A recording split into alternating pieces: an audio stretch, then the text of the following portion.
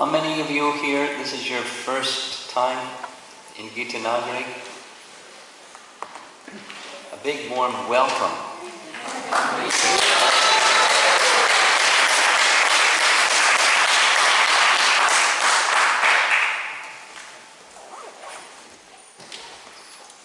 You'll find that those of us that have been here before have already found that Gita Nagari is a magical place, mystical, magical place, and you can expect the unexpected.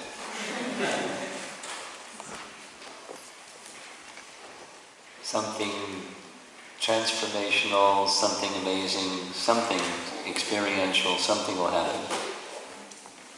And part of the magicalness of Gita Nagari, of course, is CC Madhya. There's a 2-volume book written about them, The Adventures of Radha Damodar. For those of you that are not familiar,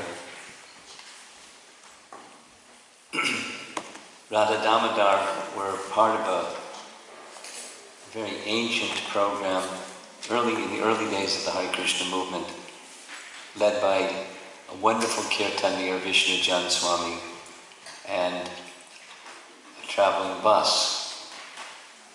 And then the traveling bus became about a dozen buses, that only one of them had Radha Damodar. But they were lovingly worshipped by Jiva Swami and lovingly sung before by Jiva Swami and taken to all kinds of different places. My first encounter with Radha Damodar was on the sidewalk of Harlem, 125th Street, Harlem, near, I forget the name of the park, but it's conventionally known as Junkie Park, Needle Park. And there they were on a, in a canopy, little portable temple, and devotees chanting and distributing prasadam and books right on the sidewalk of New York City. And all around. And as that bus program wound down, they came here. They're very liberal in giving their mercy. So ask them for their mercy and something will happen. Even if you don't ask, something will happen. But if you ask, they're very merciful. So that they're the centerpiece of the magic of Radha Damodar. And there's many other things, but I'll leave it to your experience what that mystery is going to be for you.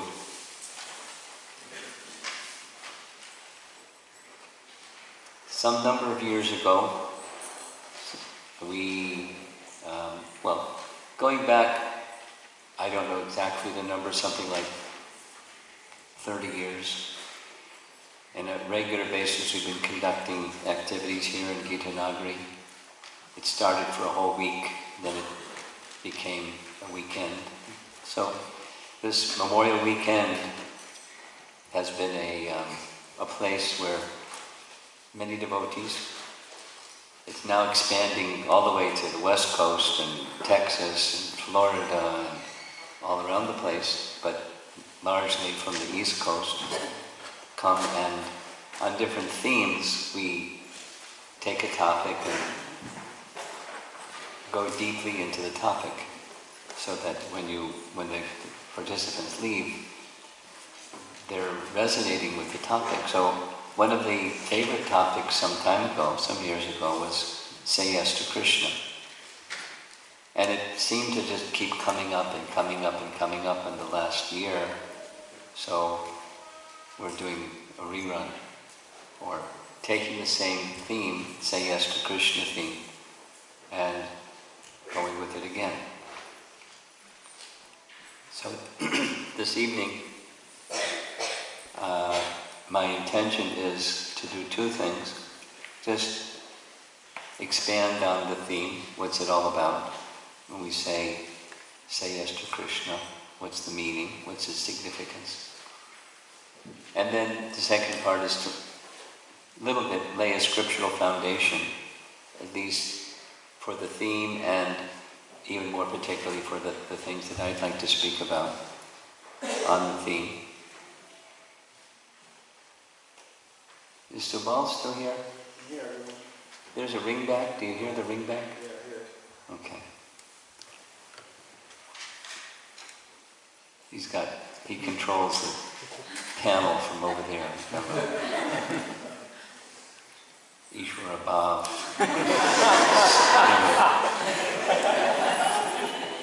Remote control. Anyway. So,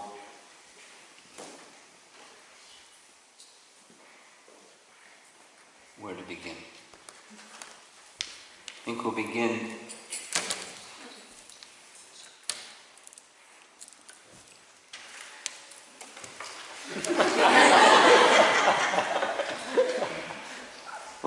with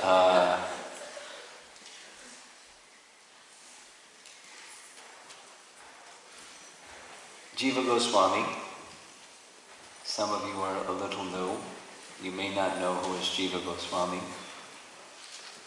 On the bottom shelf of our altar, there's our disciplic succession, and way over to the right, there's a picture of 6 sadhus or holy men.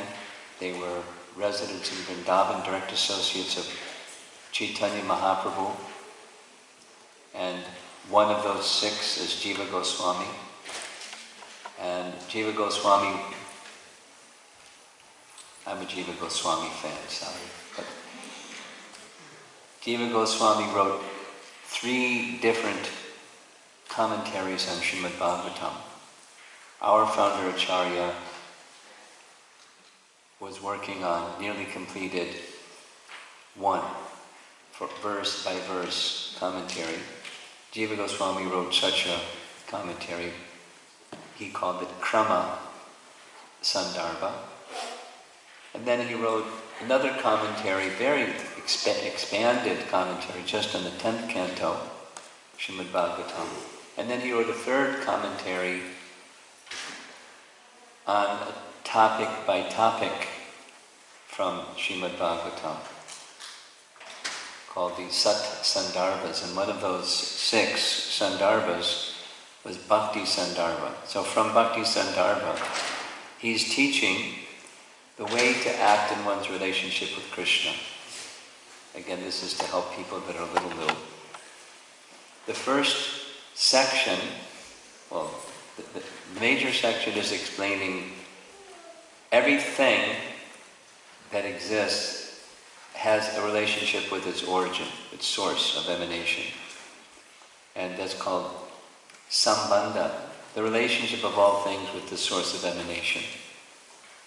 And then there's another section, when you act in that relationship with the source of emanation, that's abhideya, it's another category. So Bhakti Sandarbha is the largest of the 6.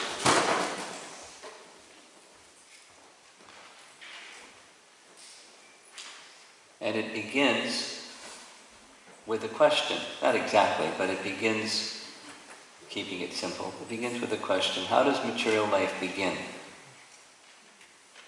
Because if we understand how material life begins, we'll be able to understand how to exit material life and return to our original position in our relationship with Krishna. It's like most of us came through this entry downstairs. There's another entry over here, another one over there, but just to keep it simple. The entry over there. And so when it's time to exit and go take prasadam, we go that way. We exit the same way we entered. It's very simple. Similarly, Jiva Goswami reasons, if we understand how our material life begins, we can understand how to exit. material life and enter into original activities in relation to Krishna. So he considers, some scholars say this, some scholars say that, some other people say something else and refutes them, and then says, our material life begins by turning our attention away from Krishna. Bahir, mukha, Jiva is the living entity, mukha means face, and bahir means away. Like we say, bahir nishingo, hridaye nishingo. The Lord Nishingadeva is inside and he's outside. So when we turn our attention away from Krishna, our material life begins. So the solution is turn your attention to Krishna, and your material life will terminate. There's a cultivation of that consciousness of turning attention towards Krishna. That's sadhana, bhakti. And then there's the spontaneous rendering of serving Krishna, bhava bhakti, and the mature stages, prema bhakti. But to get to prema bhakti, to restore the healthy condition, we have to begin by turning our attention toward Krishna. So in real simple language, we said no to Krishna, we just have to practice saying yes to Krishna. Very simple. And so the topics that the speakers have chosen on the theme, it's the thoughts they'd like to share on what does it mean, say yes to Krishna. There's a nice verse, another scriptural, so now I'm going to start laying a scriptural foundation.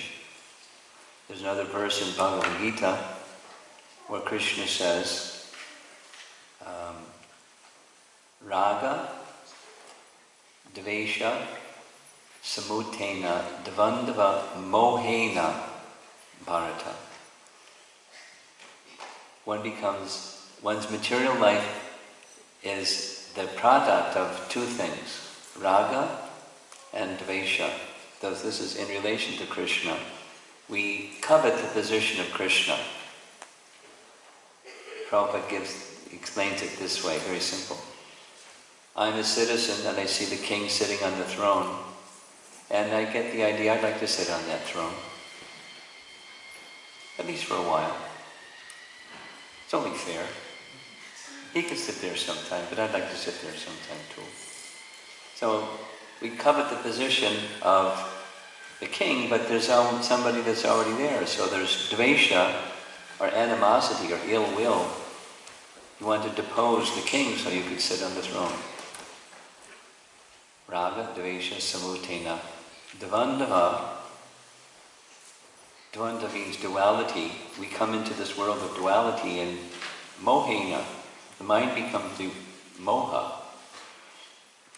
very bewildered and attracted to the position of being the enjoyer of God's property. It's His property. It's His energy. He's the source of this energy. That's the first part.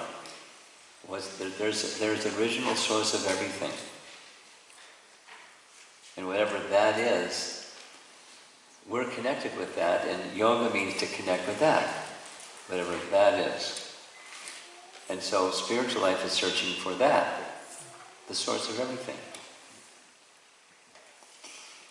And the Vedas teach us that the source of everything is the Supreme Person.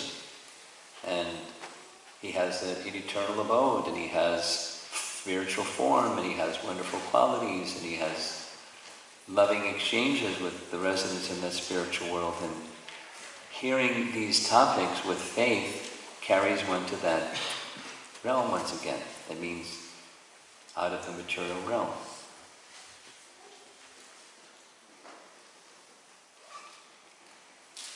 I'll just highlight a certain word that I very quickly went over. We'll come back to it again. But faith. there's a discussion in Bhagavad Gita where Arjuna says to Krishna, what about people that don't have faith in you? Do they have faith in something else? And the answer is yes, they have faith in something, because he doesn't use these words, but faith is of the soul. It's something that's already there. And so if it's not faith in Krishna, then it's faith according to the modes of nature. And the whole chapter is describing divisions of faith influenced by the modes of nature. But what happens when the modes of nature influence subsides? What does that faith look like? It's faith in Krishna, because that's the nature of the soul. So one may be influenced by the modes of nature and karma. So what's life like that's free from karma and free from the modes of nature? The spiritual life. And what about life that's in our present condition where we're influenced by the modes of nature and we're influenced by karma? Well, it's the practice of saying yes to Krishna. The practice of taking shelter of Krishna.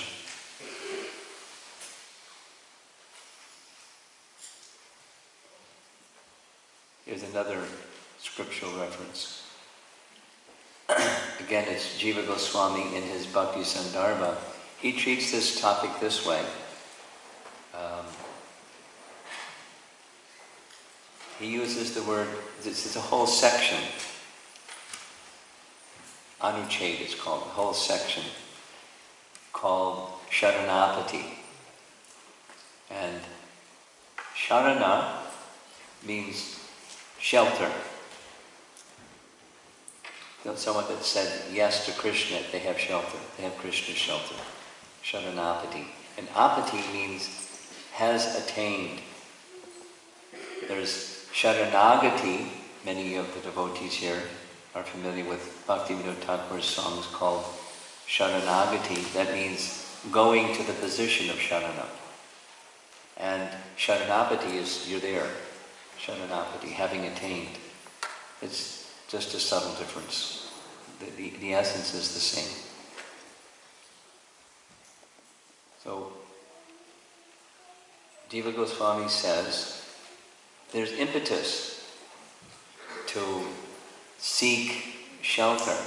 And the impetus to seek shelter is, we're in a fearful place.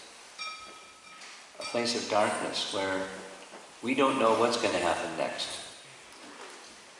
And we have something of an idea it's going to rain this weekend. That's what they keep saying. It changes a little bit, but it's going to rain this weekend. Most likely. But we're not sure. That's the forecast. So if it's going to rain, we may take our umbrella. So you deal with the circumstance, but it doesn't change carrying out your duties in life. Same. The path of Sharanagati, of striving to take shelter, is we want shelter. We want that connection with Krishna. And the sense of being disconnected with Krishna, Jiva Goswami says, is a position of fear. He says it over and over in this whole Anucheda, the whole section. We're being pushed by forces even apparently against our will.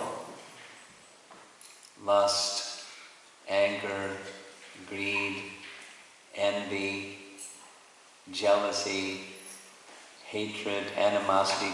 So feelings arise, and we want to push them down, but they come anyways. And they cause misery. And so seeking relief from that misery, one wants a place of safety. Why is that? Because it's natural for the soul, that's why. There's so many things that are natural. Why do we want to live eternally? Because the soul's eternal. Why do we want to be happy? Because by nature the soul is happy. Why do we seek knowledge? Because by nature the soul is knowledge. All over the world, doesn't matter. It's just the nature of the soul. Different bodies, they act it out in different ways. So Jiva Goswami says this nature of saying yes to Krishna, he uses the word Saranapatti, coming to the position of full shelter, is of two kinds. One is just basically throwing your hands up in the air and saying, help, I have no other shelter but you. And the other is, Jiva Goswami says, by the process of using your intelligence and selectively casting aside other shelters, leaving only one shelter. It's just different ways of getting there. And he gives scriptural examples of both. And the first of those scriptural examples is Krishna's mother, Devaki, in chapter 3 of Canto 10. Krishna has just made his appearance in the prison house at Kamsa, and she speaks about fear. And her explanation or her statement to Krishna is, in this world, without exception, there's fear for everyone. And fear is something you can't get away from, she says, even if you go to other planets, because fear will follow you, fear of death. Whatever situation you have, it's going to terminate. It's going to end. So we commonly cling to whatever it is that we have and don't want to let go. She says, but now that you've appeared, fear and death personified have gone far away. And because of your presence, just by your presence, those who are connected to you, they're free from fear, and they're very happy. Of course, she and Vasudeva, for starters. But it's true, by Krishna's presence, that's what came about. So he provides shelter, and it's easy to take shelter when there's other unwanted things that are the alternative, that are fear-producing. We'll come back to this fear item again shortly. And then Jiva Goswami says this other category is where one, with intelligence, casts aside other things that are temporary shelters. And the reference that he makes is Krishna speaking to Uddhava, 11th Canto Bhagavatam, because it's part of a long explanation of elevating activities of life, the Vedic way of life, and in the course of the Vedic way of life explaining it, Krishna comes to the conclusion, my dear Uddhava, a person who is thoughtful and intelligent, they'll cast aside the expectations of happiness through elevation, through fruit activities, karma kanda, and the knowledge of jnana kanda, the search for Brahman. Their inquisitiveness into Dharma, going into the future and anything that they have already known. Because all of the fruits of all those things is one thing, and that's taking shelter of me. So my dear Uddhava, just take shelter of me, and you'll become fearless. Your life will become perfect, and you'll become fearless. Of course, Uddhava is already there. That's Uddhava's nature already. So that second one is similar to dedication of oneself, that I become the property of Krishna. Of course, we are the property of Krishna anyway. We don't become, we are. It's very simple. What can you say is yours? Think of something that you think of as your shoes that are downstairs. There's a time when you didn't have them, and there's a time you're not going to have them, and somebody may walk away with them.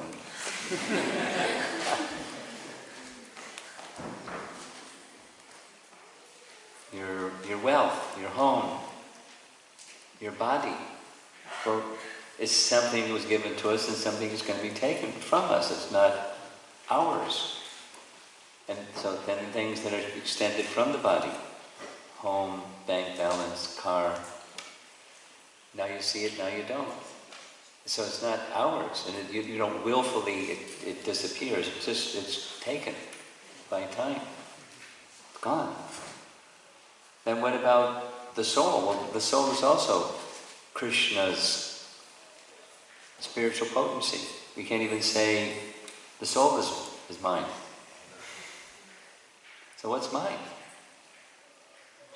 The relationship that we have with Krishna is intrinsic to us. So that's the say yes to Krishna message. The Saranapatti is the position of saying yes to Krishna is to be dedicated to Him. That's self-realization, to realize who we are as a spiritual entity, but not just on our own. We're part of something very great and grand. We're part of the Supreme, as the trees that are waving in the wind and the cows that are grazing in the pasture and Tuscarora Creek that's going downstream, and everything that's happening, the day and the night and the changes of the season and everything that's going on, it's Krishna's energy moving under His direction, or at least His sanction, the sanction of Paramatma, who is just a portion of a plenary portion, just a fragment of Krishna. The greatness of Krishna is unfathomable.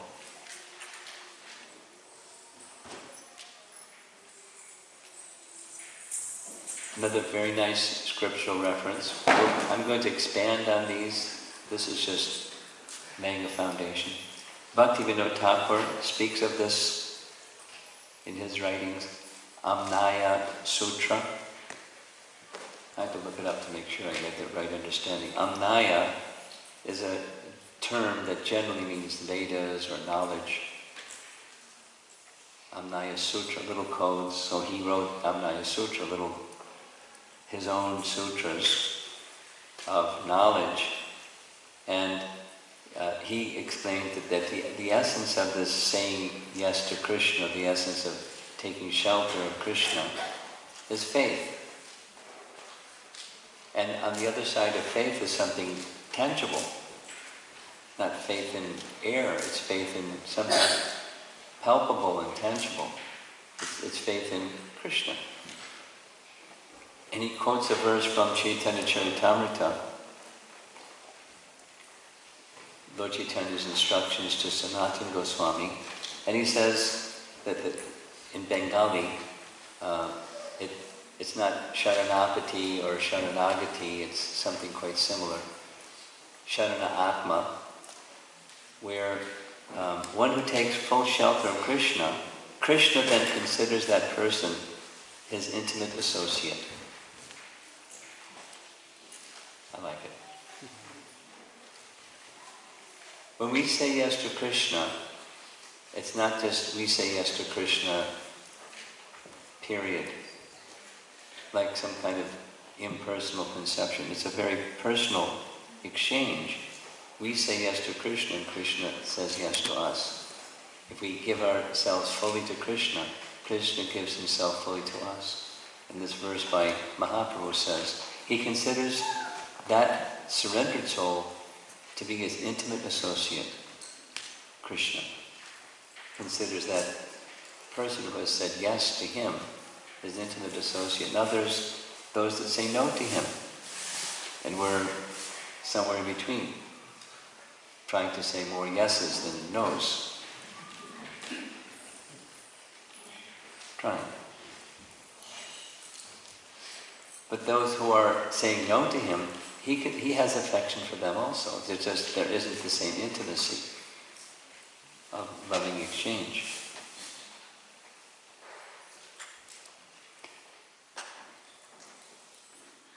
Now there's another again, I'm attempting to give a scriptural foundation, and I deliberately as we go along, at least as I go along, I'm going to make reference to some of these and then expand them. So rather than trying to do it in one class, I'm going to do it in several. This message of fear. Fear is part of darkness. And the material world is a place of darkness. The absence of light is darkness. And the absence of darkness is light. Light is stronger than darkness. So when we say yes to Krishna, the darkness goes. But when we're not saying yes to Krishna, we're saying no to Krishna, darkness is there. And in that darkness, there's fear. So there's a very nice verse referred to by Bhaktivinoda Thakur and other acharyas that I've been speaking about quite a bit lately.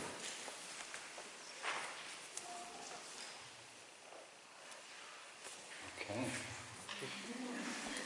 We couldn't open the bookcase, so we had to use this. You can look it up later if you like. It's 11 to 37. Bhayam means fear. Bhayam dutiyam abhiniveshitak syat.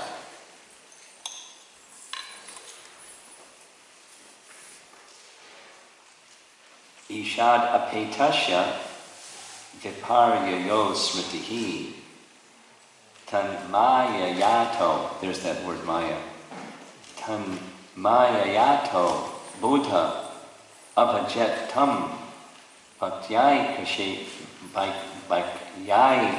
kayesham gurudeva tatma.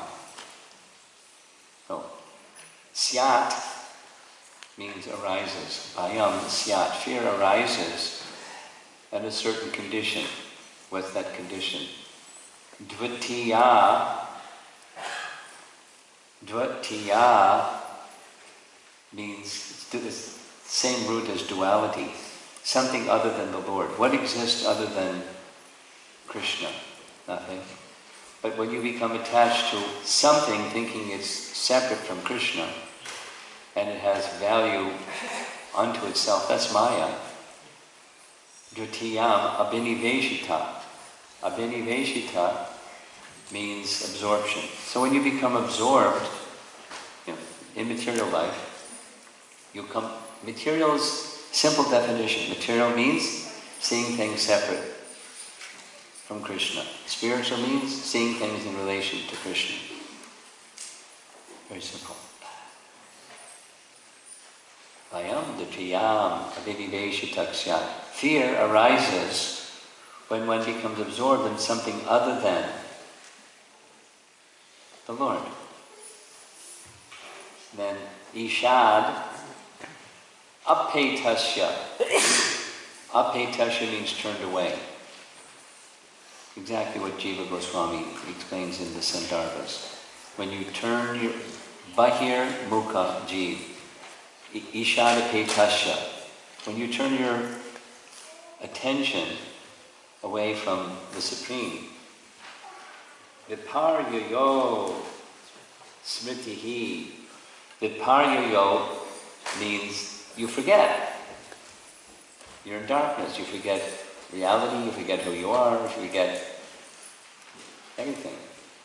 Then you have another set of somethings. And that's the other set of somethings is misidentification. Asmritihi. Forgetfulness and misidentification. You're Maya. And Maya, what's the cause of being in Maya? How do we get here? We turned our attention away from Krishna and we became attached to things that seemed to be existing separate from Krishna and tried to have fun. Trying to, what Rabindra Swarup Prabhu calls, create our own little God project. Or what Prabhupada says is building a sand castle by the beach. and you build your sandcastle and the tide comes in and washes it away. Time meaning time. So whatever it is, you may not build a sandcastle on the beach, you may build a skyscraper somewhere, and time comes and takes it all away. Whatever it is, however much one accumulates, etc., etc. Vayam dutiyam aviniveshitakshat ishat apetasya viparyayo smritihi tan mayaya. The illusory energy of the Lord. Tan is a pronoun, possessive pronoun. It's the illusory energy of the Lord, and we become like stuck to that illusory energy. Even we may try to get unstuck. Say, I don't like it.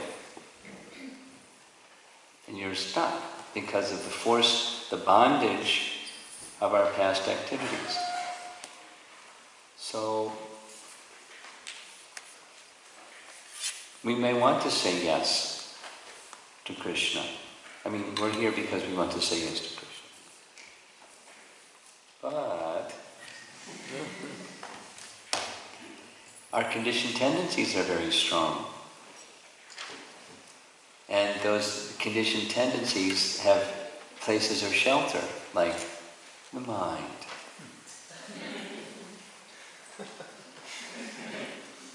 Our dear friend, the mind. And we're very accustomed to taking dictation from the mind. We listen very attentively to our companion, who advises us. Don't say yes to Krishna. You might find yourself in not being protected, or not, all the things you need you won't have, or something, or something, or something, or something, or something, so many somethings. The distraction is second nature for us when we're trying to say yes to Krishna. So we're going to be spending time exploring these topics together. How to, one of the main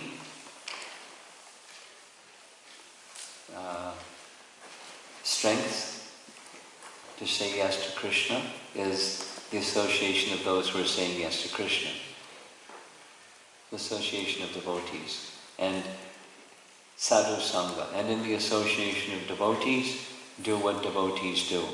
We worship Radha Damodar, we have nice kirtan, we hear topics about Krishna, we go take a tour of the farm and see the cows and do all kinds of things that are in relation to Krishna, and understand,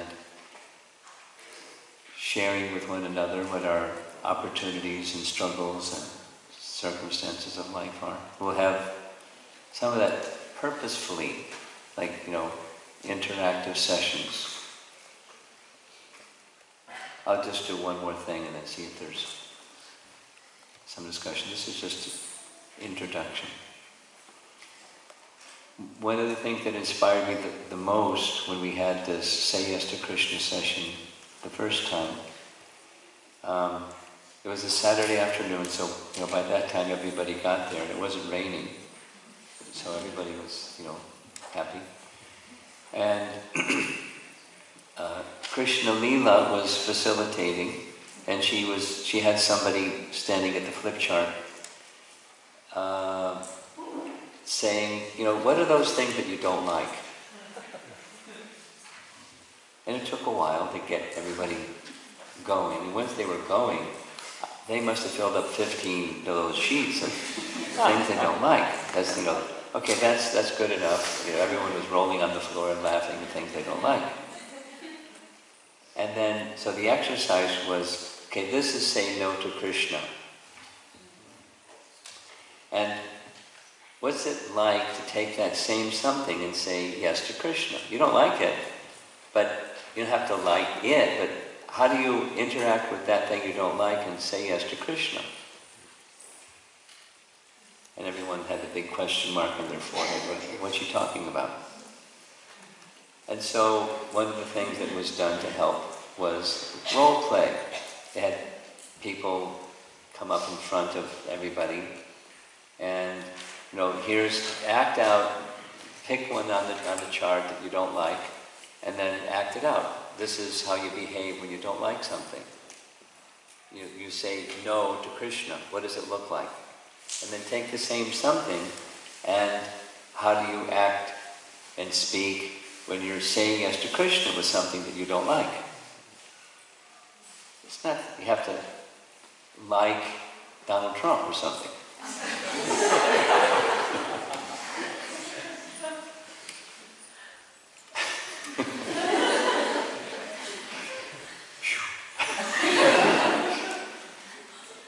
Or that it's going to rain. I let one of our organizers here know it's rain's coming, and they said, "Great, say yes to Krishna." So some adjustment will have to be made, while with a big smile inside you're saying yes to Krishna. Maybe it won't rain. We can say yes to Krishna if it doesn't rain too. But this way or that way, how to say yes to Krishna from your heart. So I found that very moving. And in fact, as far as I can remember, everyone got a say yes to Krishna button. That was like, it was really into it. Say yes to Krishna button. So if we could live our lives, philosophically speaking, this is one of the sandarbhas of Jiva Goswami. There's the Paramatma feature of Krishna, who's not the fullness of Krishna, but he has a function of overseeing everything to do with Prakriti. And he's giving his sanction. Maya Yakshena Prakriti. Suyate Sacharacharam. So he's making some arrangement for it to rain. Or not rain. And we say yes to Paramatma because it's going to rain. And then you just expand that in things that happen. You don't have to like the things that are happening. But so, how to be Krishna conscious in a world that's a world of duality? Sometimes it's this and sometimes it's that. Sometimes there's pleasure, sometimes there's pain. Sometimes it's light, sometimes it's dark. Sometimes there's honor, sometimes there's dishonor. Sometimes and sometimes. And how do you live your life saying yes to Krishna when it's over here and over there? That's practical living, but the core of it is your heart, and your heart saying yes to Krishna. It starts with, let's start with sadhusanga, because within that sadhusanga, there's the capacity to awaken the say yes to Krishna spirit, or the bhakti spirit. According to the teachings of Lord Chaitanya, this is a scriptural foundation item. Not only bhakti is within the heart, but prema is within the heart of every living entity. And it becomes awakened by those who are carrying bhakti. And the stronger the bhakti carried by the bhakta, the more capacity there is to awaken bhakti in others. And when you gather bhaktas together in a magical place like Gita Nagari at the lotus feet of Radha Damodar, magic happens. A visual example for me is, if it doesn't rain, do you plan to have a bonfire? It's one of the rituals in Gita Nagari. Somewhere over there in the parking lot, everybody has to move their cars because they're going to have a bonfire and then tell stories or something. Roast marshmallows or whatever you do. So at the end, then there's just these coals kind of lying around. So supposing there's some coals lying around and they're just, you know what coals do, they just, as the wind blows, they're glowing a red glow. bring them, take a stick or a shovel or something and bring them all together and just go like that. And it's no longer coals, it's fire again. So, same. Here we are, coming to Gita Nagari from distant places, at different stages of our devotional service, and just bring that bhakti energy together, focused on saying yes to Krishna, and fan it a little bit.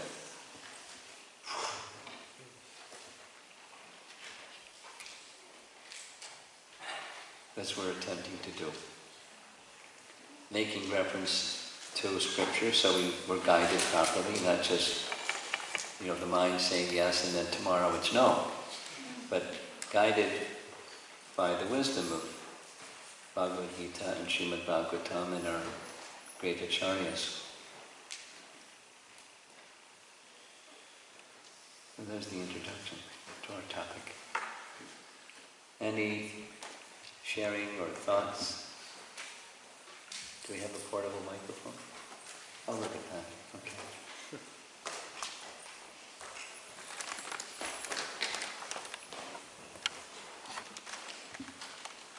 Guru Maharaj, on this last point of we don't have to like the thing that is happening, but we attempt to say yes to Krishna anyway. So I guess there are stages and layers of maturing. Oh yeah. In saying yes to Krishna. Oh yeah. And so to begin with, even if we don't like it, we say yes. Could you please explain, layers? Where are we going with saying yes to Krishna? We'll start with what Krishna says in Bhagavad Gita, and that is, you tolerate. Something you don't like, you tolerate. And even something that you like, you tolerate. Because if you become enamored in something you like, you just wait a little while, and the opposite's going to come and you get a punch in the nose. Because it's just the nature of duality. It's the world in which we live. So not too much. Oh, this is a reference I wanted to make. Thank you.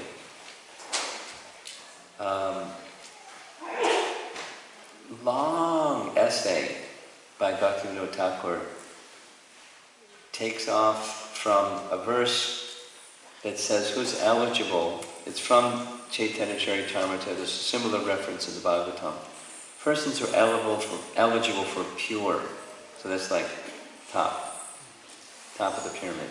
Pure bhakti. Persons who are eligible for pure bhakti are those who are neither too much attached nor too much detached from the temporary. Such a person, encountering a Vaishnava, they're an eligible candidate for Shuddha Bhakti. It doesn't mean immediately they're there, but they're an eligible candidate. So the point here is not too much attached, not too much detached, because the too much detached means you become impersonal. I'm fried. I'm getting out of here. I want liberation. I want moksha. I want nothingness or oneness, or I don't want this somethingness. No variegatedness, please. Just homogenized numbness.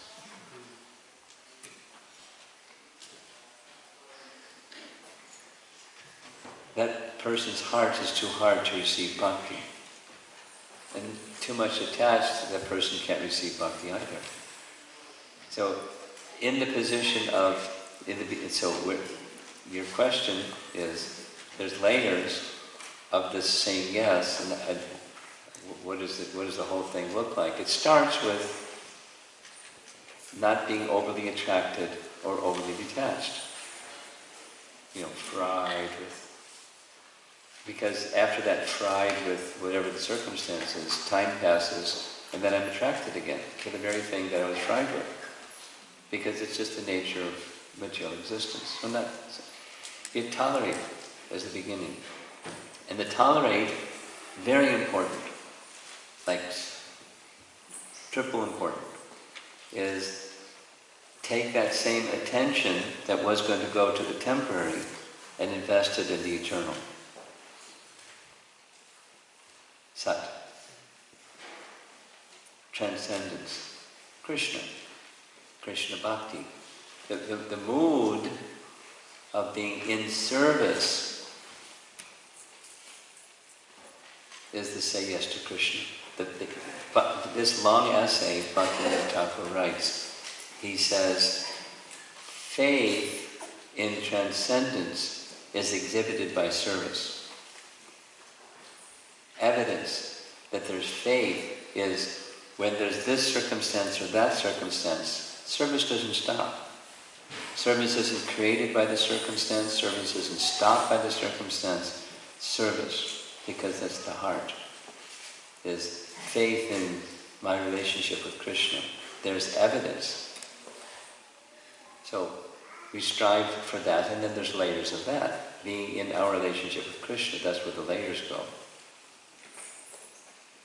And then in turn, layers of attachment to Krishna and layers of detachment from the temporary.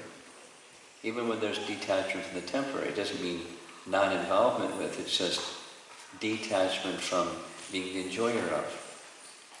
And that's going to be our topic tomorrow morning. I believe in my memories, right? Sudama.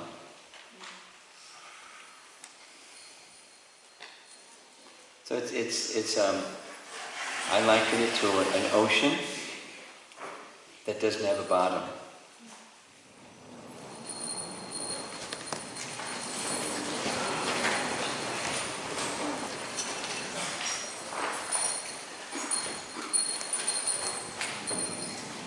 Shri Shri Radha Damodar ki Jai.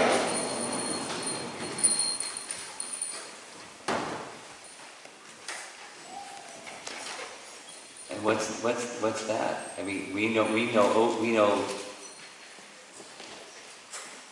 puddles that have a bottom, and ponds that have a bottom, and lakes that have a bottom, and rivers that have a bottom, and oceans that have a bottom. What's an ocean that doesn't have a bottom? And the life of devotion, there's no limit to saying yes to Krishna. But so there's a starting place, and then you incrementally move forward toward Krishna. And then it goes deeper, and as you were saying, layers and layers and layers. And just keep going. It's never over.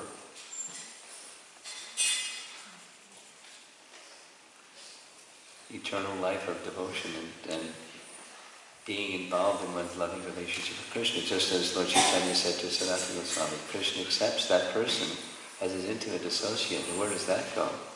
There's no limit.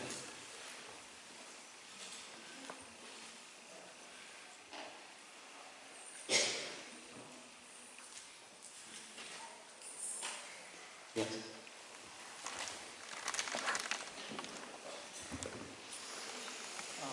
Guru Maharaj, you already talked about Saranapatti. I know Sharanagati, taking shelter of Krishna. So what you said is Sharanapatti means already attained Krishna? Yes. I mentioned that at the very beginning. It's just a prefix, or suffix. It's just so, having already attained. What's the nature of one who has attained? As opposed to the process of going to the position of. In detail. Yeah. Guru Maharaj, of so many varieties of people who say no to Krishna, from non-devotees to devotees, non-devotees, arrogant, proud, demoniac, sense gratification, devotees, sometimes we may find ourselves a weakness of heart or whatever is there. Everything of those things, they emanate from fear at the end. Is that how? It's not emanate from fear, but fear is part of the environment. In darkness, there may be many different things, but one of the things that's there in darkness is fear. So a demoniac person, or when you scrap it all out, is fear is there very, very common. But it's part of their existence. Do you need examples? No, I was just thinking, when we analyzing ourselves, we can understand where is that I'm afraid. If I'm introspective from what I'm hearing from you. I'll give you a little anecdotal example. One day, I was a young brahmachari in my early 20s and was riding in the subway with my GBC member Rupanuga, and he was looking around the subway car, leaned over to me and said, "Everybody in the subway car is unsure whether they'll get to their destination or not. They're hoping they'll get to their destination, but there's no certainty. And so they're all living in fear." I mean, it wasn't like they were, I don't know if I'm going to get to my destination or not. But somewhere in there is the uncertainty of life. It's the same as what Devaki was saying to Krishna. And so it may not be prominent in the front of their mind, kind of fear, like a child crying for their mother. So it may not be like that, but it's there. Uncertainty and attachment to that which is not going to be with me. Hankering for what I don't have, and what I do have, fearful that it's going to be taken. It's just part of the territory of material life. And for the devotees understands whatever I require, Krishna is going to. It doesn't make one lazy and complacent. It makes one having a sense of protection. And otherwise unprotected.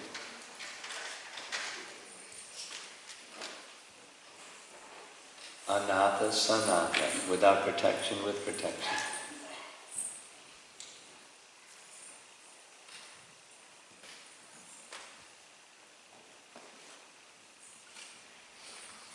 Yes, in the front. Okay, here we go.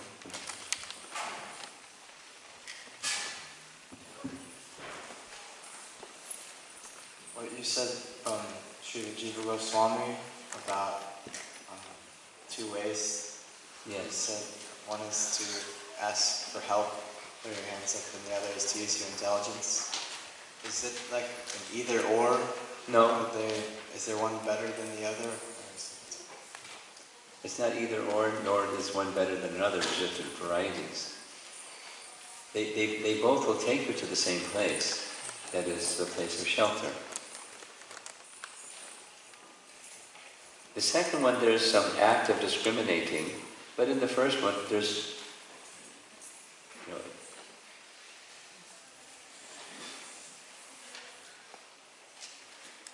the motivation, the way that he describes it, I could read it, but the way that he describes it is, there's the 6 enemies of the conditioned soul. Kam, Krodh, Lobh, Moha, Mada, Matsarya, 6 enemies. And harassed by those 6 enemies, we want relief from that harassment. And therefore that's impetus. On the other hand, he explains, there's impetus, but there's obstacle from those same things.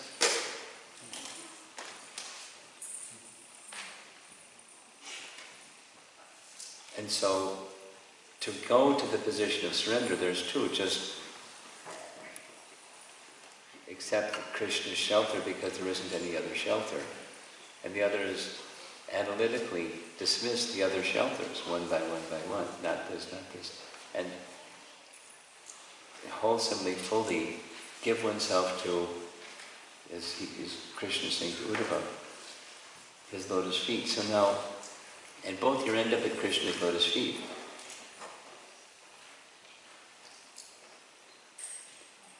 They're not the same, but they end up the same. The method is different, or the way, the path to get there is different. It's the same position. So it's not that the Jiva souls at Krishna's lotus feet, they ask, how'd you get here? Which path did you take? I took the first one. Oh, I took the second one.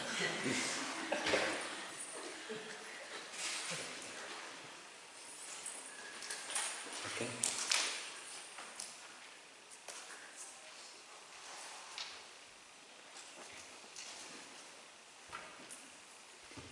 Naturally, there needs to be knowledge. It's not with the first one. There's no knowledge. Obviously, David, you read her prayers. She has knowledge, just like Queen Kunti. She has so much knowledge. But knowledge is given to those who are engaged in loving service to Krishna. It's a byproduct. It's a subset of devotion to Krishna. So knowledge is also needed, to sustain the position of surrender. Yes. Hare Krishna. When the disturbances of the mind present themselves, When the which? The disturbances of the mind present themselves, how can we redirect our focus not on the disturbance itself, but actually to the shelter and the means to get past the disturbances? It's a little bit like her question, Sri Radhika's question. The response, at least, is very similar. It depends on the stage of your devotion. Initially, minimally, you tolerate that which is a disturbance. You tolerate it. You don't invest value. Oh, it's really important. It's going to rain. Now, there should be a plan when the person's organizing activities. What do we do if it rains? So you have a plan. If there's no plan, then it's kind of scrambled to make a plan. But so you be thoughtful about what the disturbance is, but you don't invest everything in the disturbance. Otherwise, your whole life is spent managing disturbances, and something happens when you do that. They increase. And they seem bigger than they really are. That's one of the things that mind does. It magnifies things. If it's in the material mode, and if it's in the spiritual mode, it shrinks those things. They become insignificant. So it depends on the answer. It depends on your stage of Krishna consciousness. But your question is right on theme of our, say yes to Krishna means say no to Maya. To say no to the disturbance means you tolerate them. You don't give it a lot of attention.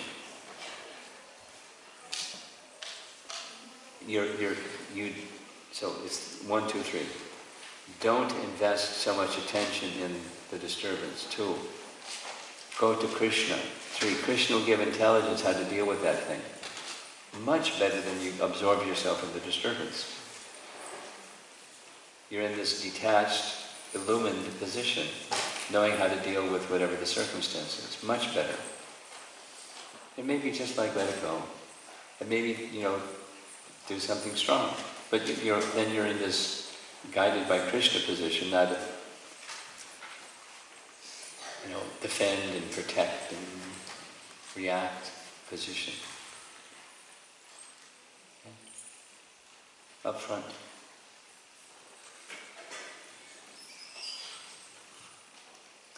We can count on our temple of brahmacharis to ask questions if they used to.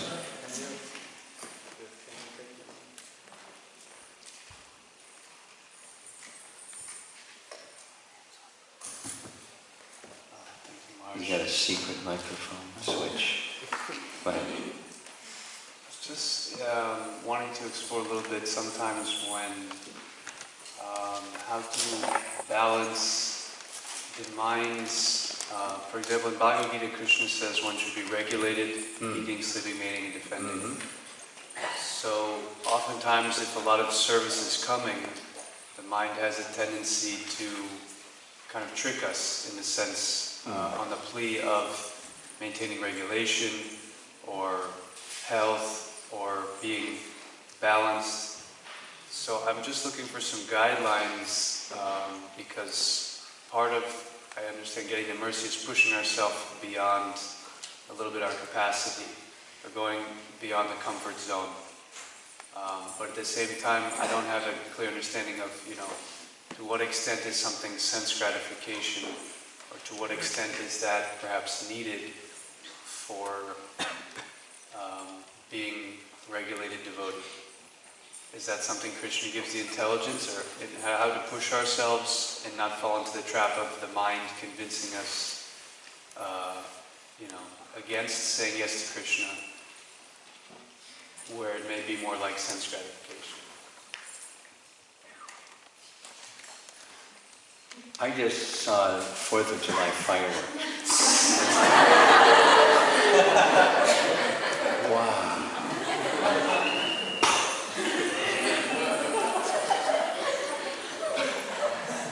I can't, there are so many pieces in your question, I can't fit it all together. Can you break it down into like smaller pieces? I don't follow the question.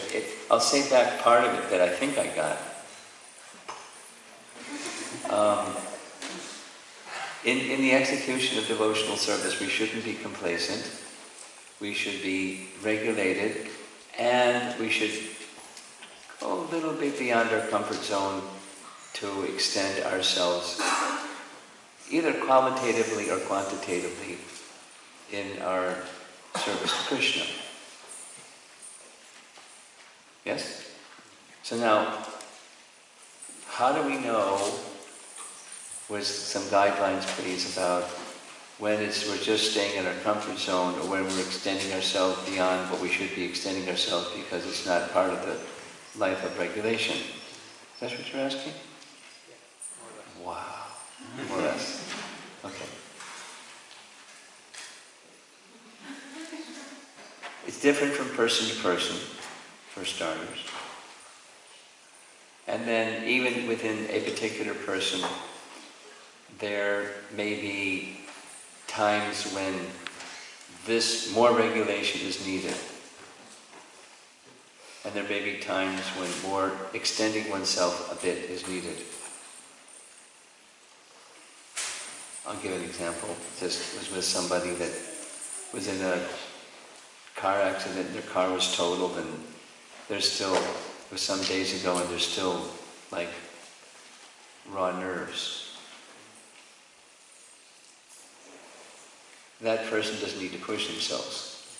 That person needs to calm themselves and center themselves and just do basics and kind of regather their sensibilities.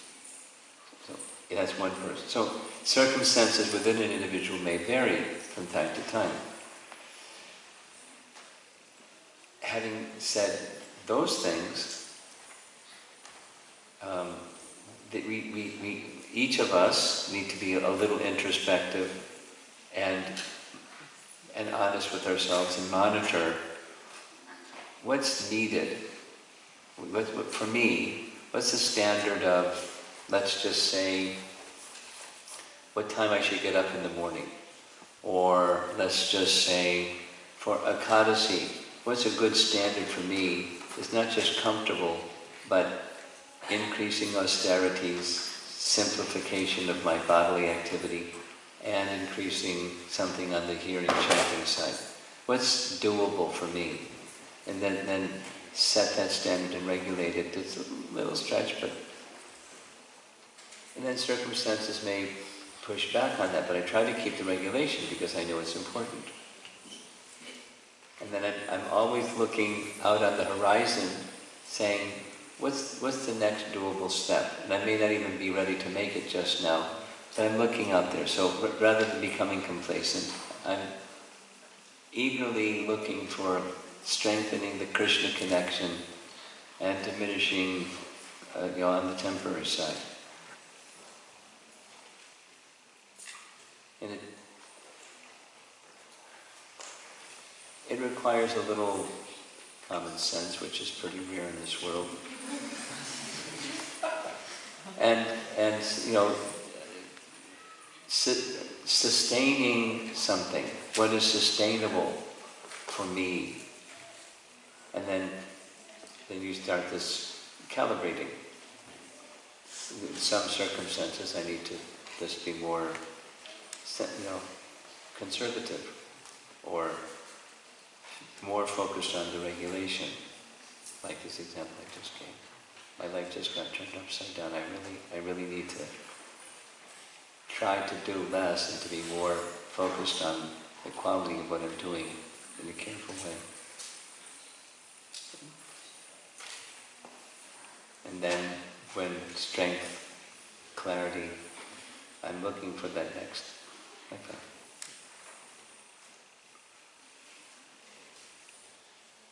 Yes. All the questions are from the men's side, almost. Whenever this discussion happens on saying yes to Krishna, I think that automatically it goes towards externals. You know, what externals I say yes to. And then the thread goes in me, wait a minute, these are all externals. The yes is actually internal, it's not external. Yes. So are we saying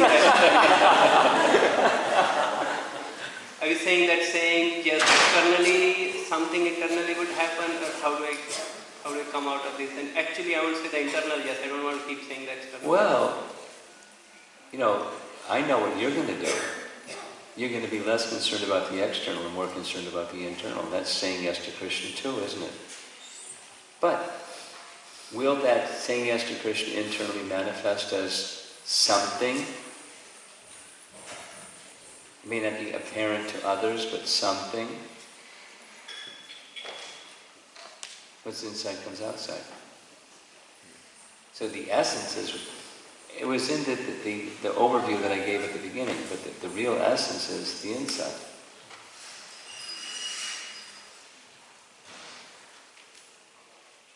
Like we're going to hear tomorrow morning. I believe it's tomorrow morning. Sudama. The external was this and the external was that, and he was saying yes to Krishna. So in our lives, or in your life, the message that we need to carry home is not change external things. That's not what's going on here this weekend. It's our relationship with Krishna. That's internal. And how that's going to manifest is going to be variegated. How we'll exercise that say yes to Krishna muscle inside is going to be very different. There's all kinds of people here with all kinds of different stages and positions and devotional service. I'm with you in terms of the message is not external. But for somebody that may be a beginning.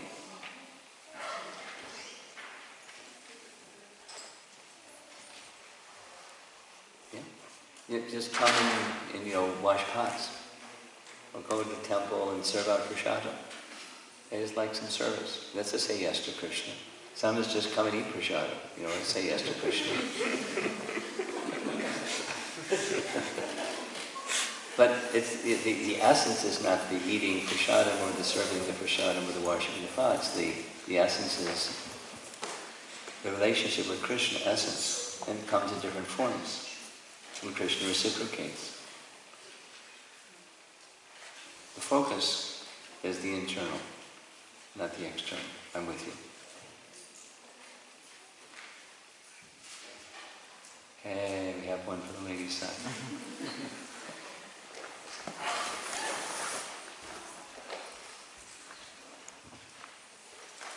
I have a thought and then a question. Okay. The thought was when you're explaining about or sharing about how we should ask the question, what is ours anyways? Our car is not really ours, or house, etc. I was thinking about a talk Srila Prabhupada gave during the installation of Rukmini Dwarkadish in LA, and he said the same thing, that what actually do we have to offer to Krishna? But he concluded by saying it's our feelings. I was just remembering that. Couldn't really connect it to our topic or anything, but it was resonating when he was speaking that. Well, it's right on the topic that he's brought up. It's the internal, it's the feelingness with which we offer something to Krishna that's most meaningful. Go ahead. The question is something I've been struggling or trying to figure out for a while. When we take shelter, Krishna, or we have many shelters, but devotees can also be a shelter. Sure. And that's a good thing, Yeah. obviously. But I find in myself that if there is a person there that I can take shelter in, I tend not to call out to Krishna so feelingly and helplessly. And I've seen the opposite as well when I sometimes don't have the person or somebody to turn to at the moment. Then I've been really able to call out. And it's nice also. So, just... It's more of a comment than a question. So the maturing of that would look like Krishna has sent that devotee. They're representative of Krishna. It's Krishna. And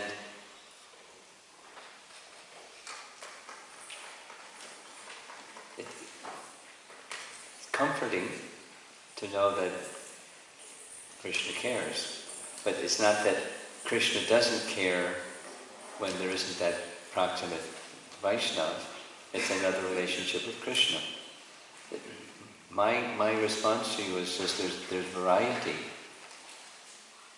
And the maturing stage is to see when there is that association, that the accessible, proximate association of devotee that's worthy of your trust, that's a manifestation of Krishna's mercy. And the other is another manifestation of Krishna's mercy. Something that I learned in growing up in Christianity, from the Old Testament, there's a time for all things. Like in the 60s there was a popular song like that. From the Old Testament. There's a time for all things. So with each circumstance of life there's something for us to learn in our relationship with Krishna. So you can feelingly be grateful to Krishna that he sent this proximate Vaishnava, and so see the Vaishnava in relation to Krishna, which is really what's going on. That's my response. It's as bhakti matures, that realization will also grow. The sense of being, the sense of well-being in relation to Krishna, feeling well-being, not just out of fear of something that's representing Krishna to be nearby to take shelter of. It's Krishna's shelter, or Krishna's shelter, or Krishna's shelter in different ways, in different reciprocations. Just like the residents of Vrindavan. When some difficulty comes, they call out for Krishna. And when there isn't, then they're playing with Krishna. Just varieties of exchanges with Krishna, it's variegatedness in their relationships with Krishna. So like that, we're not so mature like them, but in bhakti, but it's the same principle. Develop attachment for Krishna, and just you'll have those feelings in relation to Krishna in all circumstances. May I just add some thoughts? The question, you gave the answer, but I just wanted to share that when this happens, I notice in myself, I become upset with that person, thinking that you know, you're becoming a cause for me to not. Oh, And I know it's. We take responsibility for your own feelings, please.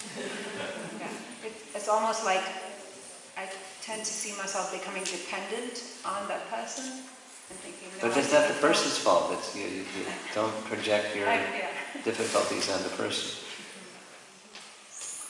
Okay. One last question, and then who's going to be with the kirtan? Huh? Okay. Get yourself organized. Thank you, Prabhupada. My question is on this point of eligibility, and it's a two-part question. You were talking about the eligibility of being not too much attached and not too much detached. You like that? I was thinking, like, in the sense of saying yes to Krishna, as there are layers of saying yes to Krishna, can also be understood as layers of increasing our eligibility, in the sense of, yes, there are people who would not even take up the process, being on the extreme side of that. But then, even when I have taken up the process, there is an increasing of my eligibility at every level. There's increasing of what? My eligibility at every level. Your which? Or eligibility. Eligibility, okay. And so, you're making an observation more than anything, right? I'm trying to understand that, is that a right understanding, that the more I'm applying myself to the process, my eligibility is increasing in that sense? Yes. However, as eligibility increases, one of the things that may happen is, just like Uma was sharing with us here, I realize there's stuff in my heart that really isn't helping me get closer to Krishna. Well, that's good, because otherwise it would just be there, we wouldn't even recognize that it's there. But eligibility is, we get some realizations about qualities and faults. And we want to exercise the qualities, and we want to give some, pull the weeds on those, pull the roots on those weeds of faults. Address them. Not run from them, but address them. Okay. So just the continuation of that. So I'm just trying to understand this thing, that so when I'm applying the process properly, then I'm advancing in my sense of eligibility. And if I'm doing offenses, that takes me to the other side. That yes, one of the symptoms that's correct. Would be That eligibility gets covered. Doesn't mean like it goes away. It just gets covered.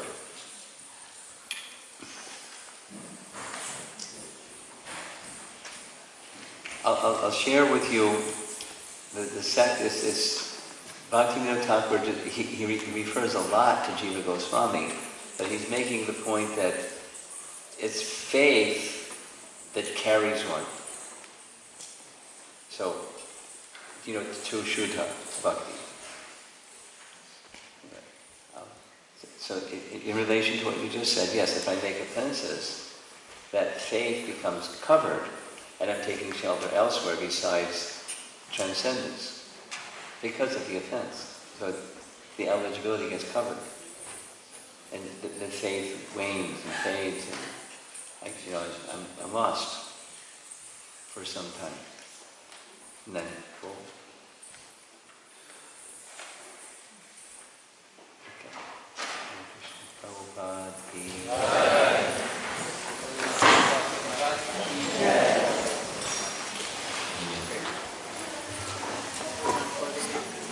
So two quick